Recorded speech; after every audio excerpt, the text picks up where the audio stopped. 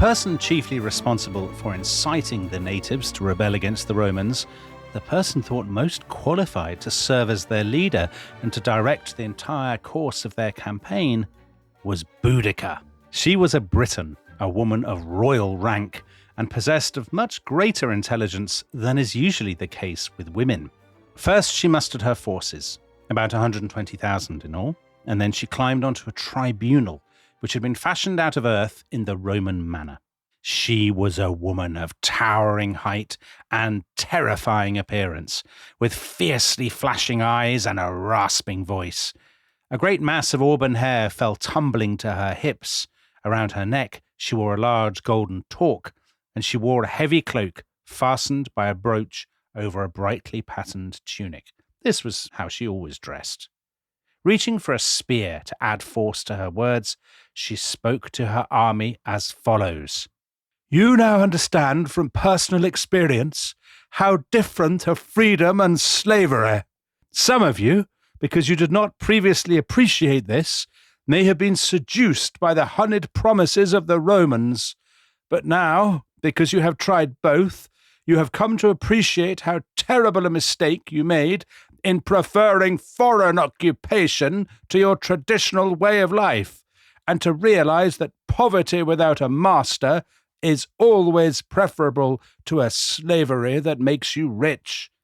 For what shame have we not endured, and with what sufferings, since these Romans first landed in Britain? So that, Tom, was Cassius Dio with the first detailed description of a Britain in history. And that's interesting. So much to unpick there in that reading, Dominic. It's just how, apparently just, according to Cassius Dio, it's just how Boudicca spoke, isn't it? Yeah. Plotting a Brexit. So, well, she is plotting a Brexit, isn't she? She is. According to that passage.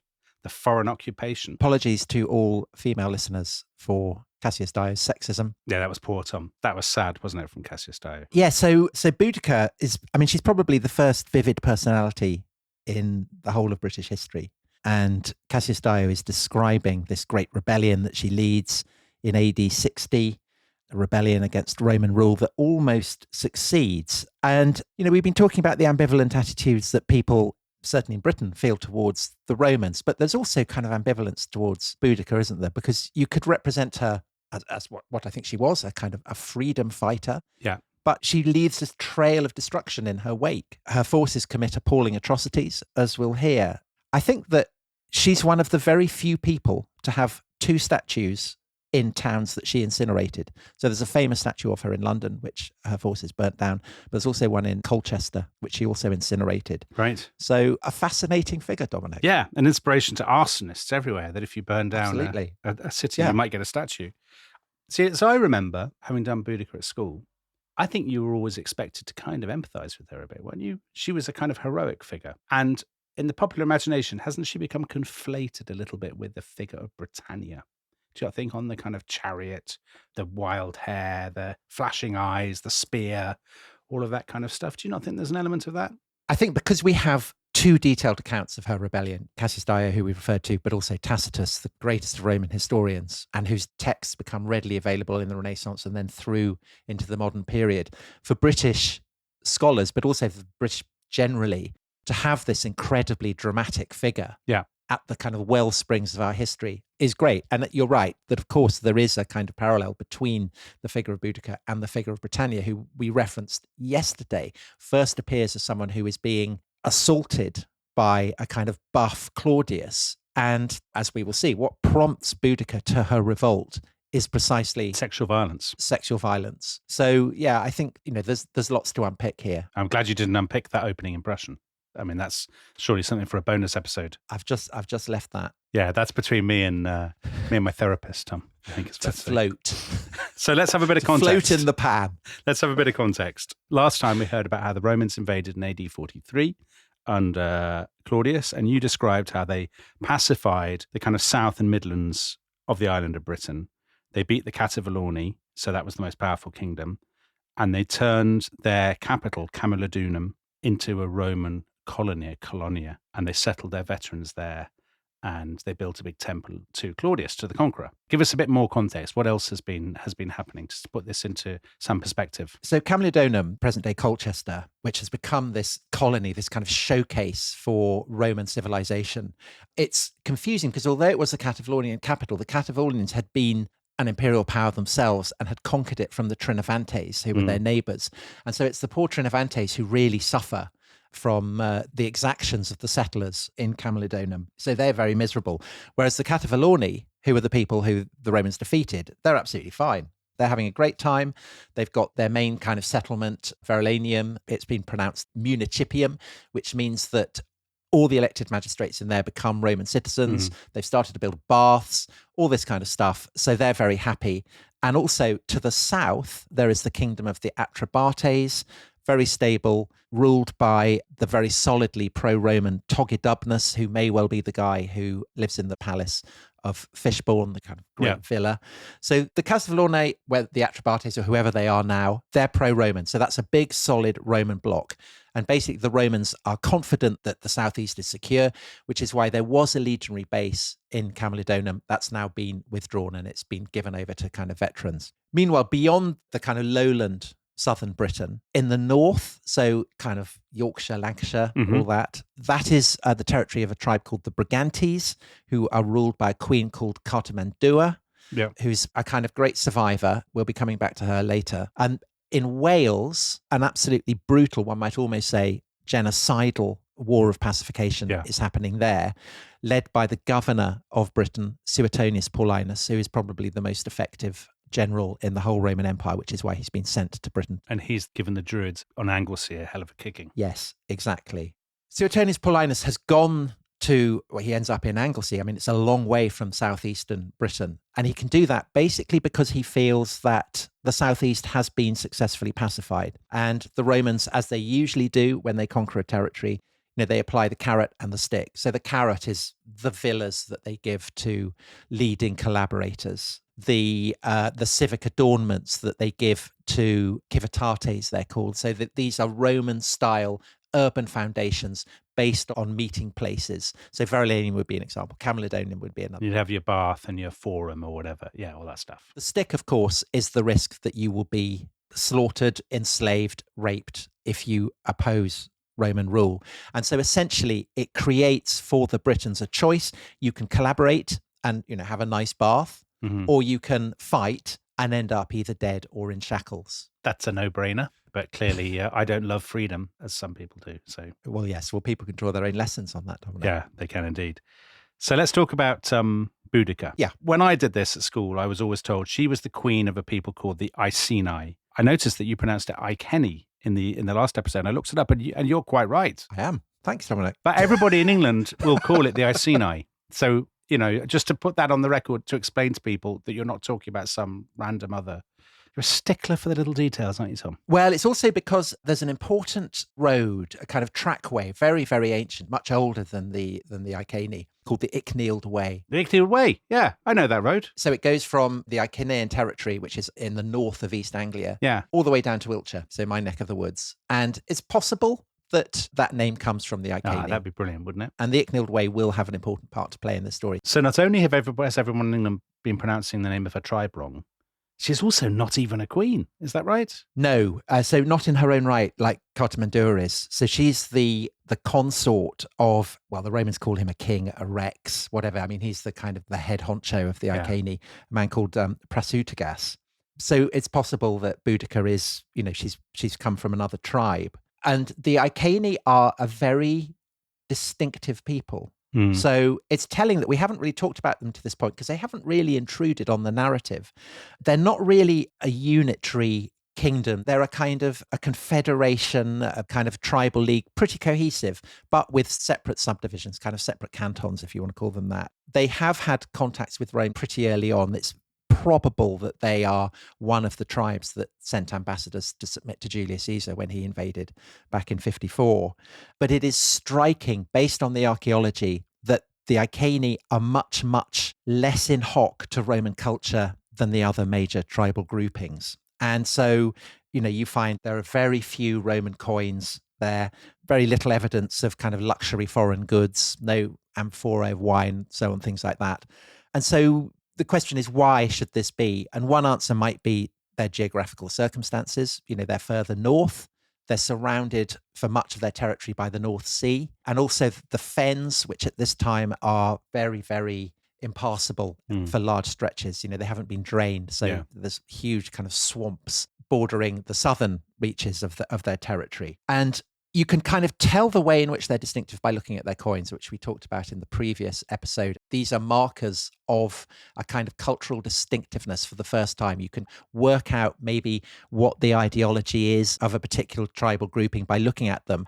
And the thing that's striking about the Icenian coins, well, there's lots of stuff that's striking about them, but one of the really striking things is that unlike the coins of other British tribes, they feature very heavily the wolf, which by this point, it's quite rare in lowland Britain by this point. Yeah. The wolf is very, very sinister. I've got one of their coins with a wolf on. There's a brilliant description of it by Duncan Mackay in his wonderful book, Echolands, which is a superb book about Boudicca, came out last year. And he writes about this wolf. It's an emaciated, beak-jawed, spike-eared and spindle-limbed creature that must have moved more like a spider than anything mammalian. So very sinister. And it's shown with birds that are clearly associated with the fens. So lapwings, bitterns, so on. And this gives the sense that the wolf is a fen dweller, which in Germanic would be Fenrir. Oh, I love that. And Fenrir in Norse mythology, of course, is the great wolf that at the end of the world devours the sun. And there's another kind of echo or perhaps foreshadowing of Norse mythology, that another series of early Icenian coins features this strange mask-like male head with a single eye. And there's an Oxford numismatist called Daphne Nash Briggs who's written a lot about the Icenian coins in a very, very stimulating way. And she writes about this eye, that its lids are either closed or firmly sewn shut, which of course may remind listeners of Odin, the one-eyed god who rips his eye out. Gave up his eye for wisdom. I mean, what's even more fascinating is that Nash Briggs argues that Icenian coins, in addition to having Latin and Brittonic language, also has Germanic language. When you say argues that, is that because it's up for debate? You can't really tell what it says. So it's massively up for debate. And I think that other scholars would say these seeming foreshadowings of Norse mythology, the details of Norse mythology come, millennia later. It's most improbable that these stories were current at that time. The linguistic evidence is also furiously debated.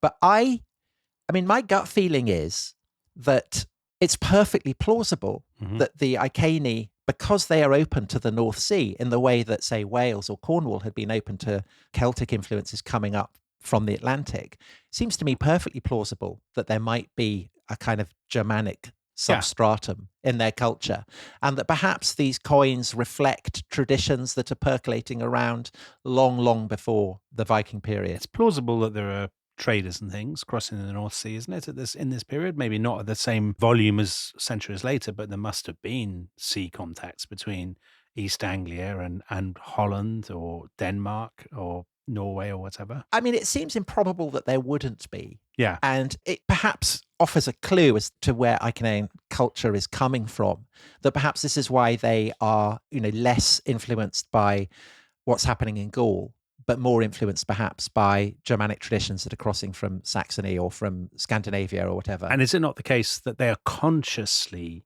more isolationist or more exceptionalist, so that they are deliberately restricting Roman imports and resisting the advance of Roman culture, do you think? Again, this is an argument that Daphne Nash Briggs pushes. She points out that there must be Roman coins coming in because there's gold and silver that's being reminted, but it seems that they all seem to have been deliberately melted down, and that there must almost certainly be conscious restrictions on the import of wine.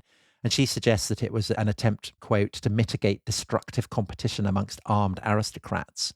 And if that's the case, then it must be Prasutagus who is responsible for that. And it suggests that he's walking a very delicate tightrope, because the probability, and again, we're talking in terms of probability or possibility here, is that he was a hostage in Rome. The royal children of British tribes seem to have been sent to Rome as a matter of course. So he would be conscious of Roman power and Roman culture. But at the same time, he clearly seems to have had a role in Icenian life that was more than that of just a king. He seems to have held a kind of priestly status, and it's likely that Prasutagas is not a proper name but a title, because based on the evidence of his coins, it seems to have meant something like Pontifex Maximus, kind of high priest, Right. the man who mediates between his people and the gods. And I think it's telling in that context that Boudicca too, or more properly Boudicca, I gather, this means she who brings victory, that this too may have been a title rather than a name. And it suggests that you have the victory giver marrying the man who is the mediator between the gods. That there is, Dominic, dare I say, a sacral dimension to this marriage. We love a sacral dimension on the rest of history, don't we so do. And we can actually identify a place where this holy couple, because I think we should think of them as a kind of a holy couple, a sacral couple, where they may have presided. Today it's on an industrial estate. So glamorous. Called Fisson Way. And Duncan Mackay in his book has a brilliantly funny account of him trying to track down this place of eerie portent, and this kind of crisp wrappers everywhere. So when the industrial estate was being developed, archaeologists went in and they found that in the 50s AD, this massive artificial oak grove had been built there. So great serried ranks of posts and fences sticking up, deliberately trying to look like a grove of oaks. So Nash Briggs says it's a symbolic grove. Right. You have, almost intangible, a sense of the Iceni as a people for whom the dimension of the supernatural is everywhere and is part of their political dynamics. And I think that all of this helps to explain why the Iceni, unlike the Cativalorni or the Trinovantes, are able to maintain their independence from Rome. Prasutagas is clearly a brilliantly competent politician. He's able to reassure the Romans that his independence offers them no threat. And at the same time, he's able to dampen down all the kind of ambitions among his fellow Icenians, even to the extent that in 47, there's a kind of Icenian rebellion. But the Romans still don't. They suppress it, possibly with the help of Prasutagas. We don't know whether his collaboration went that far. But it is amazing that Prasutagas is able to maintain the independence of his people, even after an uprising like that. But of course, the risk that face the Iceni is that when Prasutagas dies, what will happen then? Tom, I have to tell you, I've just been looking at Fisson Way. It doesn't look very mystical at all. No, not sacral. It looks like a brilliant place. If you're in Thetford and you need a new windscreen, I heartily recommend That's the place. Yeah. But anyway, here he is in Fisson Way near the windscreen place. Yes. And so the issue is that when he dies, late 59, early 60, what is going to happen to his kingdom that he has been able to preserve in this incredibly turbulent and conflicted political environment? Is he going to get the Romans on board? Is that part of his plan? That is his plan. Yeah. So Tacitus tells us what his plan is. He writes, Prasutagas, king of the Iceni, famed for his long prosperity, had made the emperor, so that's Nero by this point, his heir along with his two daughters, under the impression that this token of submission would put his kingdom and his house out of the reach of wrong. But the reverse was the result.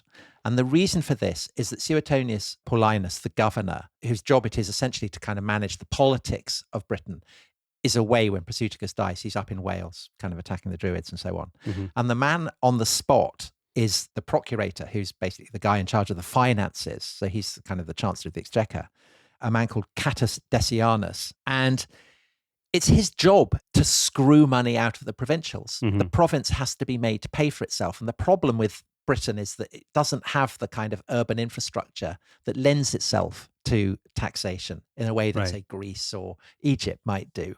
And so he's constantly looking for ways to fill his treasure chests. And this is turbocharged by events actually in Rome, in the imperial capital, because there Nero is thinking, do we really want Britain? It's a bit of a dump. There isn't really very much there. Yeah. Should we withdraw? And one of Nero's leading advisors is the Stoic philosopher Seneca, who'd been his tutor. Seneca is obscenely rich, and he's lent enormous amounts of money to all the various British chieftains and kings and aristocrats. That seems like a very strange, because how can he possibly be sure of getting it back? I think it's a bit like China kind of lending money to, the Sri Lankan government to build a naval base. Right. And then the Sri Lankan government defaults and they can just move in and grab it. I think it's a way of getting hold of territory from the natives.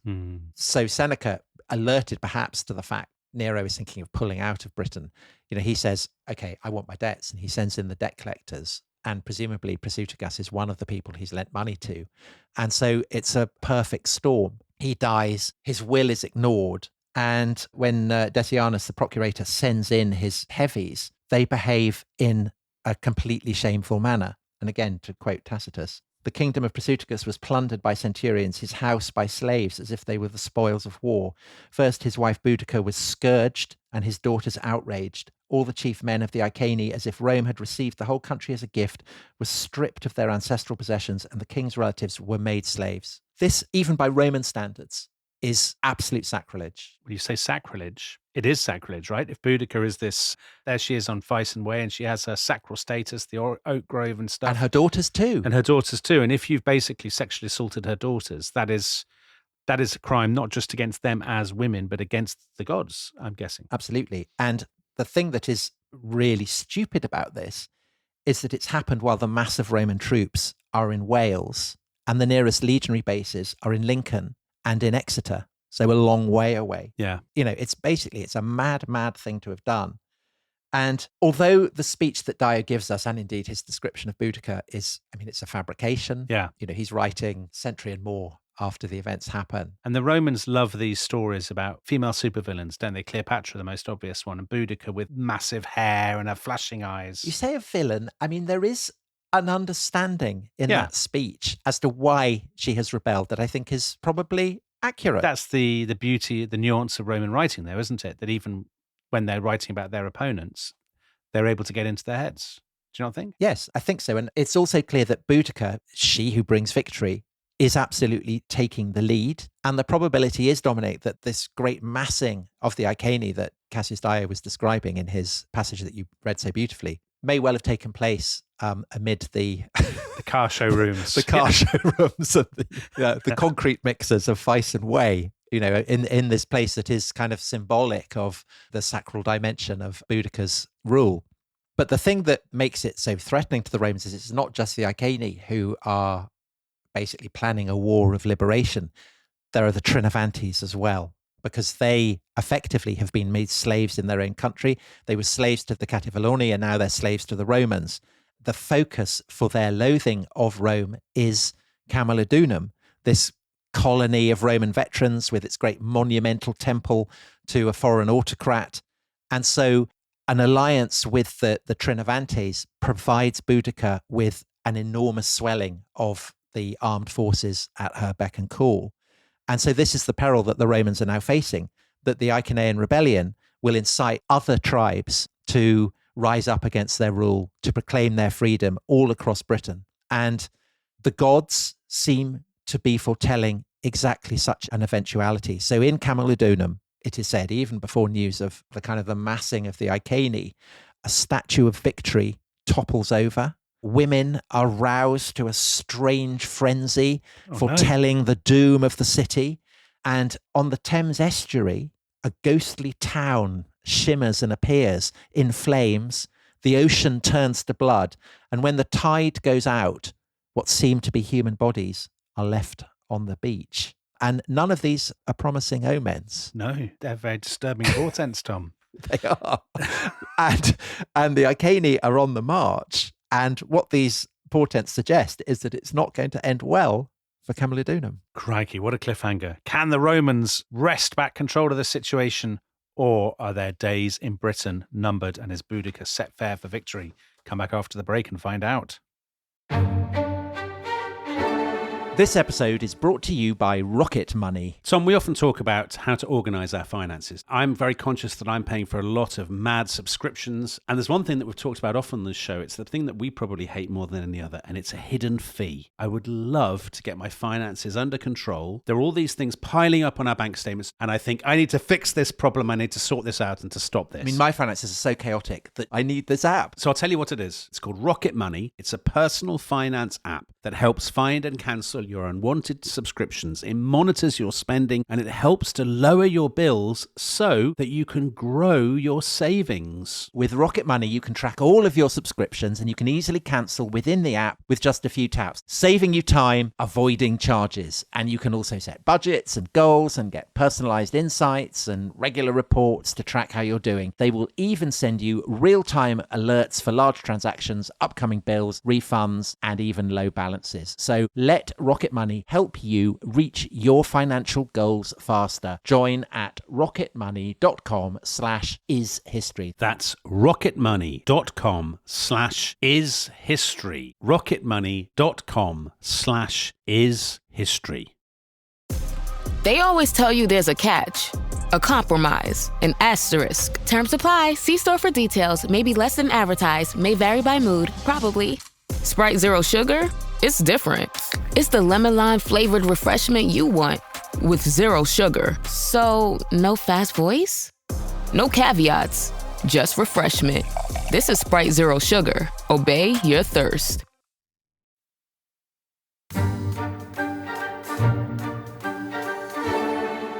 Those final moments in the fetid, suffocating darkness, as the crammed hundreds waited for the bolts of the door to give way with the next reverberating blow, shaking the very foundations beneath, are beyond imagining. All hope was gone now. The pleas for assistance had gone out long days before, and for long days they had waited and held the precinct, then the podium, and now the innermost sanctum of the temple. But no help had come, and they could hold no longer, for there was no one left to man the doorway. The able-bodied were dead, almost to the last. So that, Tom, is Echolands by Duncan Mackay, and he's describing the last moments of Camulodunum. Its defenders are besieged in the great temple of Claudius. Outside, the hordes of Iceni and Trinovantes, no doubt, weapons in hand. Moustaches bristling. Yeah, moustaches bristling with bloodlust. Yeah. What a terrible scene for anybody who's on the Team Rome. Roman civilization embattled and about to fall. Yes, and just to emphasize that Camulodunum, it's the place where 17 years before, Caesar himself, the Emperor Claudius, had come, maybe with his war elephants, to receive a kind of symbolic surrender of Britain. And ever since then, it's been consciously shaped as the great showcase capital of this new province. And the Temple of Claudius, it's by far the largest structure ever built in Britain. It's on an enormous scale. It has this huge kind of podium, this base, which is still there today in Colchester. And it's 80 by 105 feet. It rises to a height of equivalent of a 6-story building. Tacitus himself describes it as an arrogant stronghold of foreign rule. So you can imagine the impact that it has and that it's designed to have. The temple is also surrounded by all the kind of appurtenances that you would expect of a Roman colonia, a transplantation of Roman culture to foreign lands. So it's got baths, it's got an enormous theatre, it's got the great Victory Arch, all proclaiming the power and the might and the victory of Rome. And it's been settled there by veterans, people in the legions who've retired, who were given grants of land, given property, given a pension, and who in retirement almost certainly continue to display the kind of arrogance towards the defeated natives that is notoriously characteristic of legionaries. Yeah. It's pretty awful, I think, if you are a native to be close to a legionary base. And it's pretty bad if you're, in the neighborhood of a colony of veterans. So probably about maybe 15,000 people. And so surrounded by all this overwhelming architecture and all these veterans who are elderly now, but they can still handle a sword and shield, it must have seemed inconceivable to them that they could possibly face any threat from the defeated Britons, the Britunculi, the little Britons, kind of the contemptuous word that is used for them. But then, of course, the news comes in. First of all, you've got the ocean turning to blood, so that's bad. Cities of ghosts, ghostly cities. Yeah, terrifying. All of that, people kind of howling and screaming in the streets. And as the news comes in that the Iceni are kind of sweeping towards them, the kind of horrific realization that there's no military resources to hand. The procurator has about 200 men, but that's not much use. And there's no walls, right? Camulodunum, Colchester has no fortifications. There's no wall because, again, it's a reflection of their self-confidence that they don't really need it. But having said that, I don't think the inhabitants despair. The veterans, as I've said, they're perfectly able to stand and fight. And even though the city doesn't have walls, the Temple of Claudius does. So they can essentially retreat in there. They can encourage, all the townspeople to bring their belongings, bring their valuables, and cluster inside the temple wall. We know that some people hid their valuables because there was a famous find made in 2014 while they were digging up a shop in Colchester, and they found a box that contained silver bracelets and a kind of military armlet and gold jewelry, so earrings and so on, which was clearly a veteran and his wife, and they'd hidden it away for safekeeping, never came back to claim it. And the expectation is that they will be able to hold out in the temple until armed relief comes, presumably from Lincoln or from one of the peripheral forts that surround the main legionary base, because that's the nearest supply of troops. But two things go wrong with this plan. And the first is that the legionary relief force doesn't arrive. And this isn't because of prevarication. The commander of the 9th Legion, which is based in Lincoln, is a very bold and dashing commander, a man called Petilius Cerialis. And he sets out the moment that he's told of the desperate straits that the inhabitants of Colchester have found themselves in. But the problem is that, he's marching at absolutely full speed, but he is still too late because back in Camulodunum, the Britons have proven unexpectedly determined in their attempts to force the temple. This is not what the Romans had been expected. The Britons aren't proficient in the arts of kind of sieges, but this time they're so determined to storm it that they lay siege to the temple complex for 2 days, and then they clearly force their way up, probably up the steps of the temple podium. And eventually the veterans defending the temple are overwhelmed, and all the non-combatants, the women, the children, the injured, the old, who've been sheltering inside the temple, are all massacred. So this is where your sympathies start to swing, right? Because the Britons have always been the underdogs up to this point. But now I think it's fair to say, Tom, they're not gentlemen. Yeah, they don't behave like gentlemen. That's very true. Yeah. So Tacitus specifies, and he finds this surprising, that the Britons don't seem to be interested in taking prisoners, either for ransom or slavery, which is what the Romans would certainly do in that situation. Instead, he writes, their concern was only to slit throats, to set up gibbets, to burn, to crucify.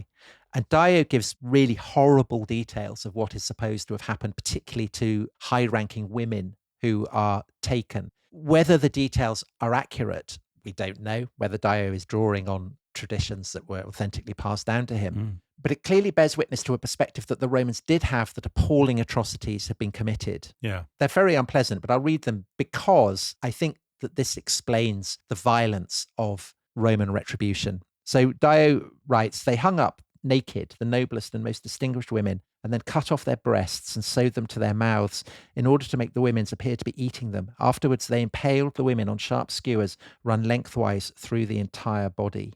And having done that, they then put every kind of fragment of the Roman presence to the torch. And this is quite a challenge because most of the buildings, most of the houses in Camulodunum are built of a kind of sandy clay.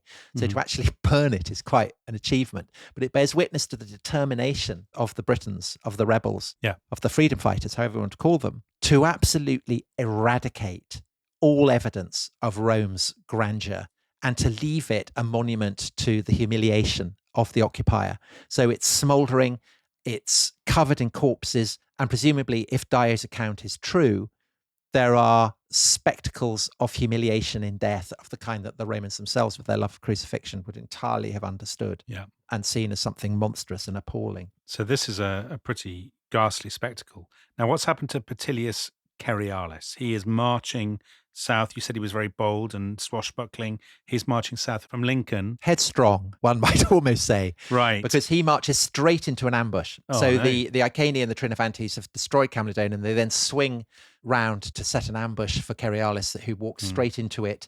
His legionaries are wiped out. He, in command of the cavalry, is able to withdraw just and to retreat.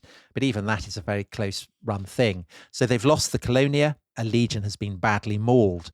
And so it's unsurprising at this point that the procurator, Catius Decianus, assumes that the province is lost and flees Britain for Gaul. Right. Meanwhile, as we described in yesterday's episode, Suetonius Paulinus has been putting the groves of the Druids in Anglesey to the torch. And that is where he is when news comes to him of what is happening down in the southeast. So he has no time to enjoy his victory. He immediately orders his men to prepare to march from Anglesey down Watling Street to the southeast. He has troops from 2 legions, the 14th and the 20th. He also sends orders to a man called Poenius Postumus, who's the commander of the 2nd Legion in Exeter, to set out. So essentially, it's a mass muster of all the legionary forces in the province.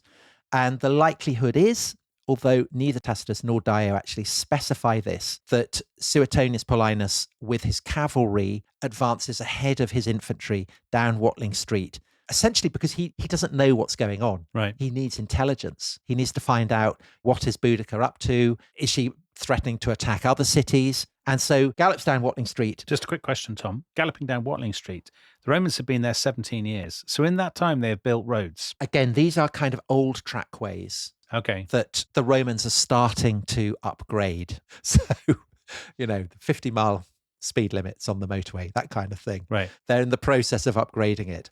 I mean, definitely it's more traversable now than it would have been 20 years before. Right. And so he's able to get to London before Boudicca.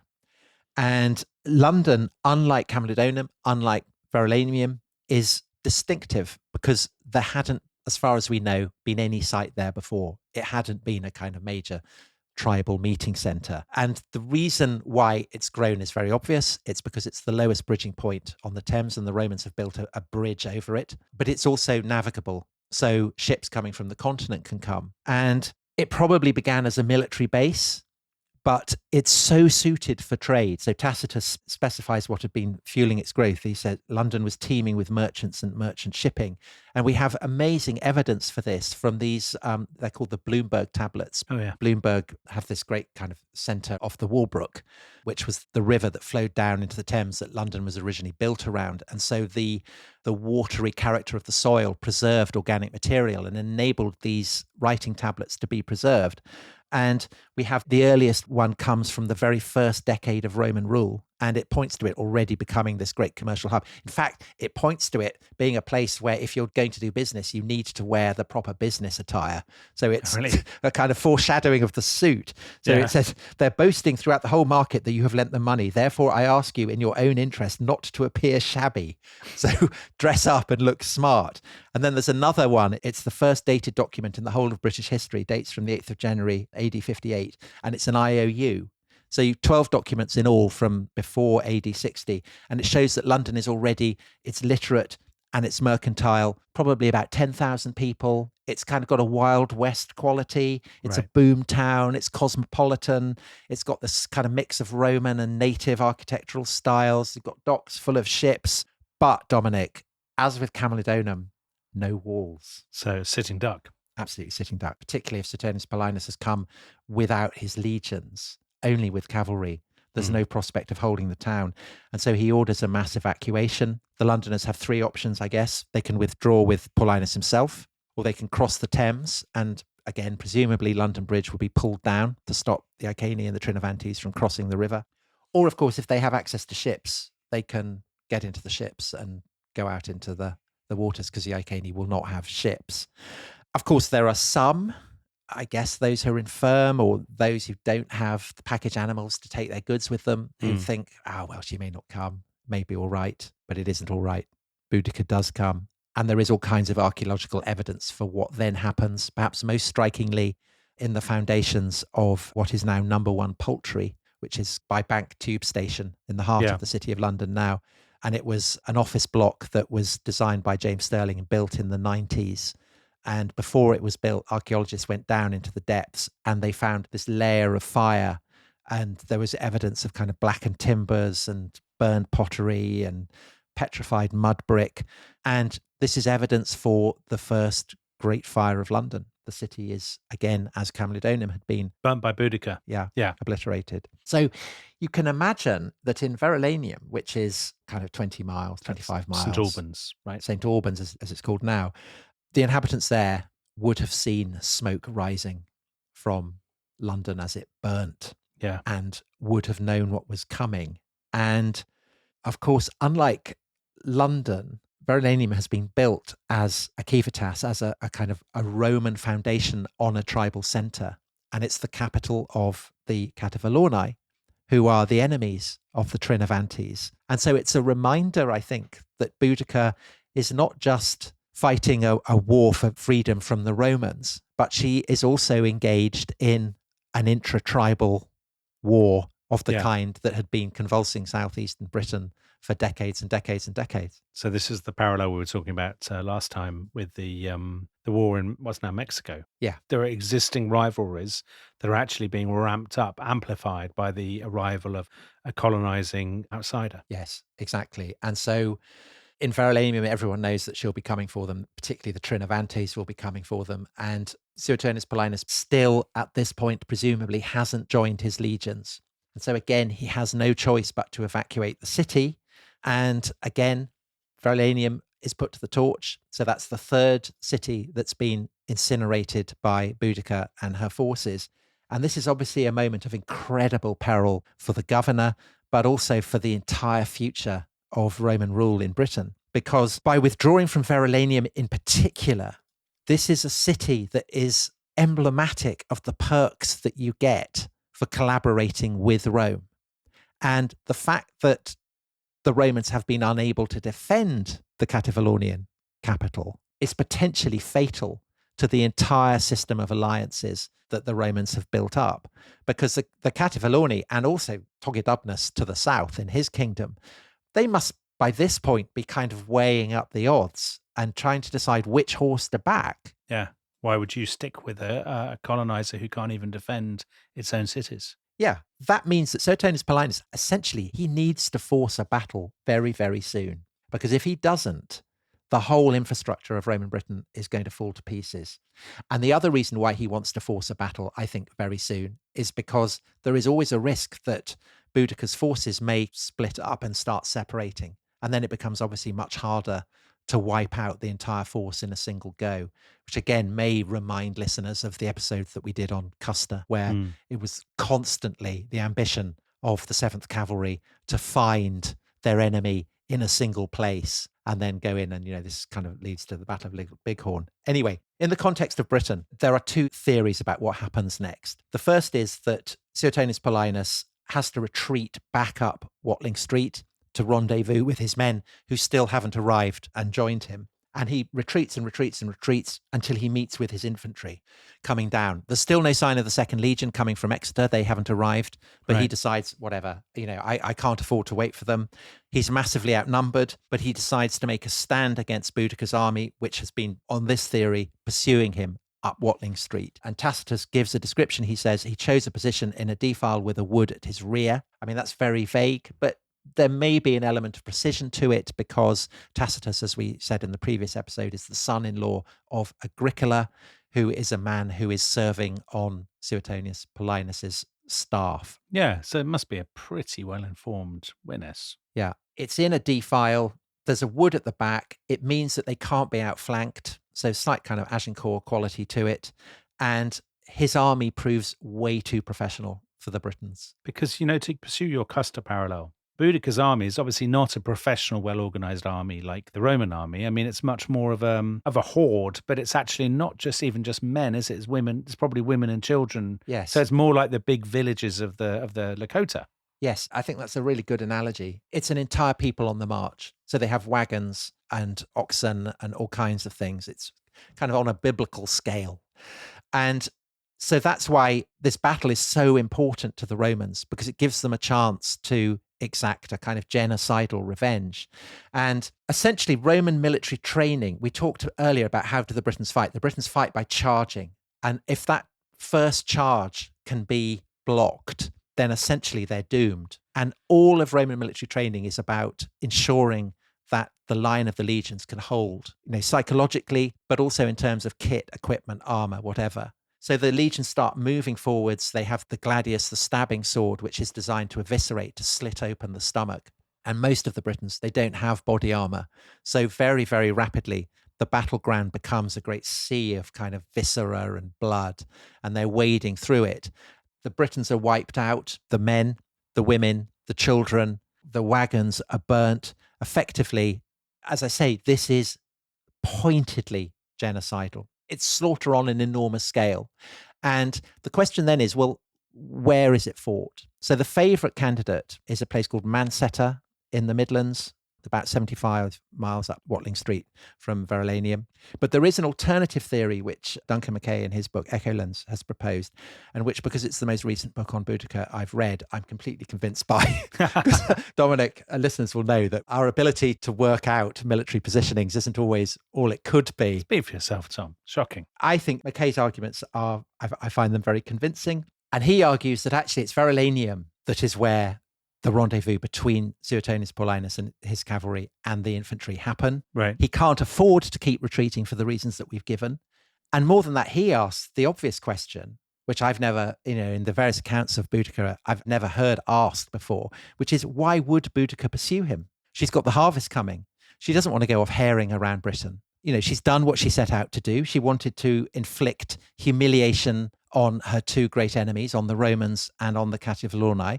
She's done that. She's got enormous amounts of loot. And I will read what Mackay said. The lure of Camulodunum, Londinium, Verulamium, and the scent of Paulinus had kept the vast tribal confederation together, and it had proved itself the equal of the 9th Legion under Cerealis. It was still willing and able to fight, but that resolve must have been fast dissolving as the ancient route home along the Icknield Way, the Iceni Way, came within the orbit of the hungry scouts and desperate foraging parties. They were farmers, and this was the blessed trackway back to their farms. So Verulamium is the point where the Icknield Way and Watling Street meet. Mm. And the likelihood is, Mackay argues, that Suetonius Paulinus occupies that meeting point because he doesn't want the Iceni to disperse. He needs this victory. Yeah. And he pinpoints a place called Windridge Farm, which is north of what is now St. Albans. Apparently there's a road and things. I haven't been to it, but I'm certainly going to go and look at it after recording this episode. Of course you are. Topographically, it matches Tacitus' description. It's strategically placed on these two great roads. And intriguingly, over 60 lead slingshots, apparently, of a kind used by the Romans have been found there. So it's definitely the site of a battle. Okay. I mean, why not? Yeah, why not? Are you convinced? I think the evidence of the 60 slingshots, Yeah. you'd need to show me an alternative battle that could have taken place there for me not to believe that this is a plausible contender. Certainty is impossible, as we have had to say repeatedly over the course of these episodes. But you know what? In a way, I know this is a controversial thing to say. I mean, does it matter? Who cares where it actually, because we know what the result was. The results are what matters. The result matters. And, it's often said that Towton in the Wars of the Roses is the bloodiest battle ever fought on English soil. But I think this must be bloodier. So Mackay convincingly argues that maybe 40,000 Britons lost their lives there. That many. She would have had that many people. Had Custer won the Battle of the Little Bighorn and slaughtered all the Native Americans who were there, the women and the children as well, it would have been enormous slaughter. And this is exactly what the Romans are setting out to do. They have basically the mass of two peoples, the Iceni and the Trinovantes, and they can do what they want with them. And that battle, that slaughter, that massacre is then followed up by further slaughter and devastation because the Romans are, they're shaken, they feel humiliated, but clearly they are also out for revenge because they've been to Camulodunum and they see what has been wrought there. And it seems that not only are people slaughtered, but almost everything that made the Iceni distinctive is targeted. So that great artificial oaken glade is systematically destroyed, which is obviously good news for car manufacturers, but not good news for the sacral dimension of Icenian kingship. And of course, there is no kingship because from this point on, all of East Anglia is formally absorbed under Roman rule. And actually, there are so many reprisals, they're so bloody that eventually they become too much even for the Romans. And in 61, Paulinus is replaced as governor. But he does go back. He's saved Britain. He has a very distinguished career, ends up embroiled in the civil war in 69 when there are 4 emperors. And he has essentially a better retirement than poor Poenius Posthumus in Exeter, who never came. And whether he didn't receive his orders or whether he ignored them or whether he was unable to answer them, didn't matter. He'd brought disgrace on his legion, and so he commits suicide. So we've just done a series on Evita. And of course, her afterlife is almost as fascinating as her life. And people may be wondering what happens to Boudicca. I think it's Dio says that she is buried sumptuously by her people. I don't quite know how they'd have been able to do that if they'd all been slaughtered. Tacitus says that she poisoned herself. But obviously she's such a totemic, charismatic figure that people have always wondered, where was she buried? So as early as 1624, there was an antiquarian called Edmund Bolton who suggested that she'd been buried at Stonehenge, which had been raised as her tomb. That was his theory. I like that theory. Yeah. 1879, workmen were found 3 tombs outside a village in Gloucestershire called Birdlip. Great name. And this has been dated to the middle of the 1st century AD. And the central grave was the skeleton of a woman with sumptuous grave goods. But again, you have to wonder, what was she doing in Gloucestershire? It's a long way. Yeah, it's the wrong side of the country. But the best theory, which was proposed in 1937 by a former editor of The Scotsman called Lewis Spence, is that she was buried in the vicinity of King's Cross railway station in London. And he based this theory on earlier an erroneous speculation that the remains of an elephant that had been found in the site had been a Roman elephant. In fact, it was Paleolithic. And Barnsbury, which is, it's the area of London by King's Cross, that this had been a Roman camp again. It hadn't been, but it didn't stop this theory from taking wings. And in the Second World War, people start saying she'd actually been buried under a platform in King's Cross. And by the 1970s, this has been narrowed down to platform 10, which of course is the platform that trains to Cambridge go to. So literally, so buried just a quarter of a platform away from the train to Hogwarts. Yes. So J.K. Rowling was actually asked, had she been influenced in that by the stories of Boudicca being buried at platform 10? And she said no. But I like to think that, maybe it was at the back of her mind. And I think that does bear witness to the fact that Boudicca remains a kind of culture hero. She's still capable of generating these kind of urban myths. I mean, she's a fascinating figure, even though we know so little. And she's pretty scary. But she's the first great character in British history, isn't she? I mean, we had Caraticus before, but she, with the hair and the golden talk and that great address, I mean, I know Cassius Dio was making it up, but she is the first person about whom it's possible to really weave a story with sort of a slight trace elements of personality, do you think? You impersonated her as Mrs. Thatcher. And I remember loads of cartoons showing Mrs. Thatcher as Boudicca, kind of rushing around in a chariot and all that kind of thing. Yeah, that's why I did it. It's one of those stories from British history that pretty much everyone does know. Yeah, they know the name, even if they don't know the details of the story, don't they? Fascinating, Tom. A wonderful story and wonderfully told. But not the end of our Roman Britain series, because, of course, there is still much of Britain left to conquer. And in the next episode, we will be turning to somebody who really caught my imagination when I was a boy reading the Ladybird books about Roman Britain, and that was Agricola and the story of his great adventures as he headed north. So if you remember the Rest is History Club, you can hear that right away. If you are, however, remember the freedom-loving Iceni, or whatever you call Iceni, as I called them when I was a boy, then you just have to wait till Thursday. More for you. And that bombshell. Thank you very much, Tom. Goodbye. Bye-bye.